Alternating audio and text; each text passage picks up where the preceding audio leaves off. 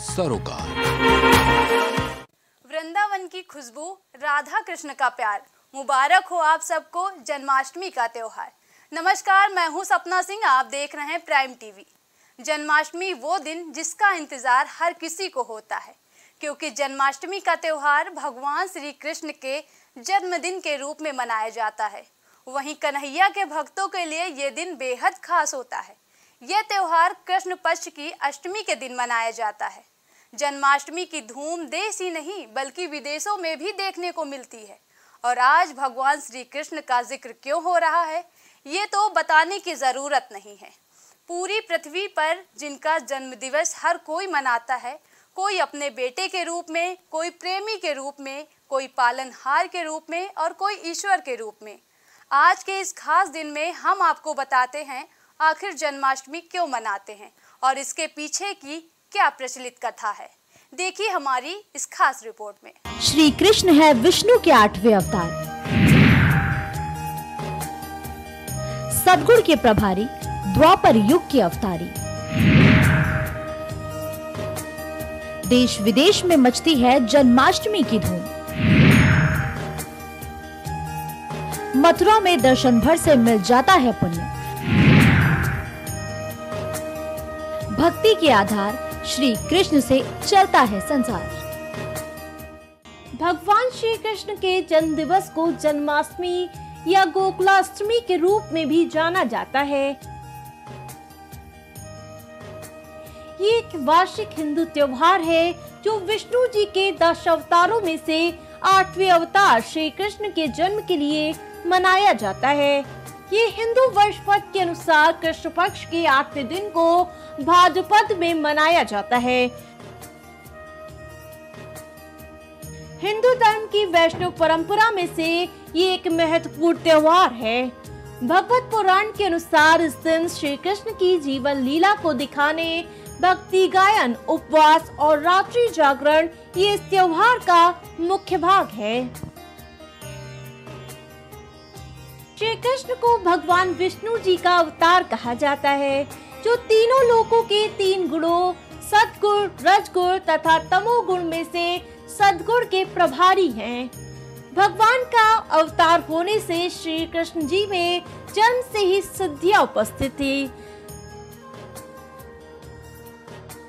जन्माष्टमी की एक सबसे मुख्य कथा प्रचलित है कि द्वापर युग में कंस का अत्याचार बहुत फैलता हुआ नजर आ रहा था। उस वक्त उसका अंत करने के लिए और संसार के कल्याण के लिए वसुदेव और देवकी के पुत्र के रूप में श्री कृष्ण ने जन्म लिया। वासुदेव और देवकी के विवाह के समय मामा कंस जब अपनी बहन देवकी को ससुराल पहुंचाने जा रहा था, तभी आकाशवाणी हुई थी जिसमें बताया गया था कि देवकी का 8वां पुत्र कंस का अंत करेगा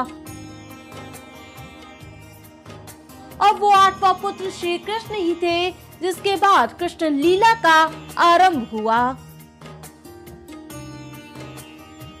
जन्माष्टमी त्योहार को वैसे तो पूरे देश में हर धर्म के लोग धूमधाम से मनाते हैं, लेकिन इसमें मुख्य रूप से उत्तरी भारत और दक्षिणी भारत में इसे हर्षोल्लास के साथ मनाया जाता है।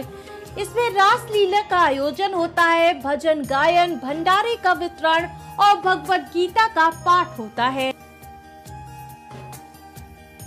इस त्योहार को देश के साथ साथ विदेशों में भी मनाया जाता है, जो इस्कॉन संस्था से खुद को जोड़कर कृष्ण जी के आदर्शों पर चलते हैं, जिनमें नेपाल, बांग्लादेश, फिजी, यूएसए और रूस के साथ साथ कई देश हैं जो श्री कृष्ण को अपना आदर्श मानते हैं। श्री कृष्ण की जन्मभूमि मथुरा के रूप में जानी जाती है। कहते हैं जहाँ सिर्फ कृष्ण के बुलावे पर ही जाया जा सकता है और वहाँ दर्शन मात्र से व्यक्ति पुण्य प्राप्त करता है, जिससे प्रभावित होकर हजरत मोहानी लिखते थे, हसरत की भी कबूल हो मथुरा में हाजिरी, सुनते हैं आशिकों पर तुम्हारा करम है आज। श्री कृष्ण के चरित्र से तो सभी वशीभूत रहते हैं, लेकिन कृष्ण जिनके आकर्षण के मारे हैं वो है राधा रानी। कहते हैं राधा बरसाने की रहने वाली थी और कृष्ण का उनसे प्रेम था। जिसके चलते आज भी बरसाने की लड़कियां गोकुल में ब्याही नहीं जाती हैं। इसके पीछे वहाँ के लोग कहते हैं कि एक नया रिश्ता जोड़ लेने से सब पुराने रिश्ते को भूल जाएंगे। श्री कृष्ण जिस तरह से हिंदू धर्म के साथ साथ कई धर्मों के भक्ति का आधार है, उसी तरह उनकी ये जन्माष्टमी सभी कृष्ण प्रेमियों के लिए किसी उत्सव से कम नहीं है। श्री कृष्ण को जीवन का आधार माना जाता है, जिसका प्रमाण भगवद गीता और महाभारत से मिलता है, जिसको सरल शब्दों में रामधारी सिंह दिनकर ने महाभारत खंड की व्याख्या करते हुए लिखा कि अंबर में कुंतल जाल देख, पद के नीचे पाताल देख, मुट्ठी में तीनों काल देख, मेरा स्वरूप विकराल देख। जब जन्म मुझी से पाते हैं, फिर लौट मुझी में आते हैं। जी हाँ, जहाँ कृष्ण की लीला आज भी सबके जीवन में चल रही है, जो किसी न किसी रूप में सामने आती रहती है।